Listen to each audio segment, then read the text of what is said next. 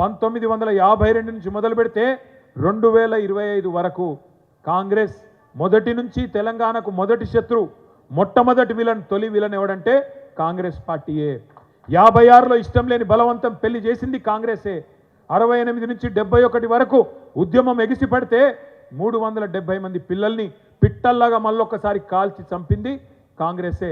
1971లో 14 parliament సీట్లుంటే 11 parliament సీట్లు ఆనాడు తెలంగాణ ప్రజా సమితికి మదన్మోహన్ గారు, మల్లికార్జున్ గారు, చెన్నారెడ్డి గారు, ఎంఎస్ఆర్ గారు ఇట్లాంటి వాళ్ళందరినీ పార్లమెంటుకు పంపితే జిఎస్ మేల్కోటే గారు వీళ్ళందరినీ పార్లమెంటుకు తెలంగాణ ప్రజలు పంపితే ఆ 11 మందిని కూడా ఆ రోజు మళ్ళీ తిరిగి కాంగ్రెస్లో కలుపుకొని తెలంగాణ ఇయ్యను, ఏం చేసుకుంటారో చేసుకోపోమని చెప్పి ఆ రోజు మళ్ళీ ఒకసారి ధిక్కార ధోరణి ప్రదర్శించింది కూడా కాంగ్రెస్ పార్టీయే.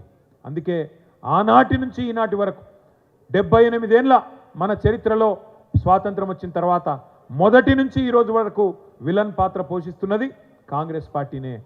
కానీ వాస్తవం తెలంగాణ బిడ్డల నెత్తురుతోని ఇవాళ కాంగ్రెస్ నేతల చేయిలు తడిచి ఉన్నాయి.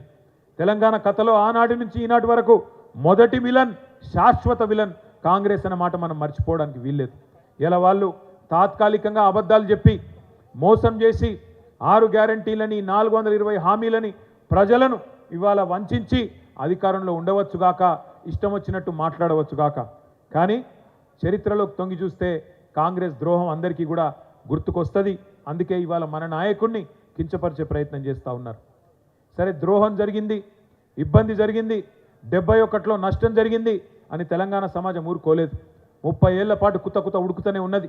తెలంగాణలోని బుద్ధిజీవులు, జయశంకర్ గారు లాంటి పెద్ద మనుషులు, విద్యాసాగర్ రావు గారు లాంటి మరి ఇంజనీర్లు ఎప్పటికప్పుడు తెలంగాణ జాతిని జాగృతం చేసే ప్రయత్నం చేస్తూనే ఉన్నారు.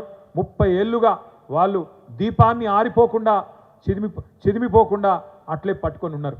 కానీ కలిసొచ్చే కాలానికి నడిసొచ్చే కొడుకు వస్తాడన్నట్టు 2001లో కేసీఆర్ గారు నడిచి వచ్చిండు. మరి ఆ రోజు గులాబీ జెండా ఎగరవేసి తిరిగి మలిదశ తెలంగాణ ఉద్యమానికి శ్రీకారం చుట్టిండ్రు.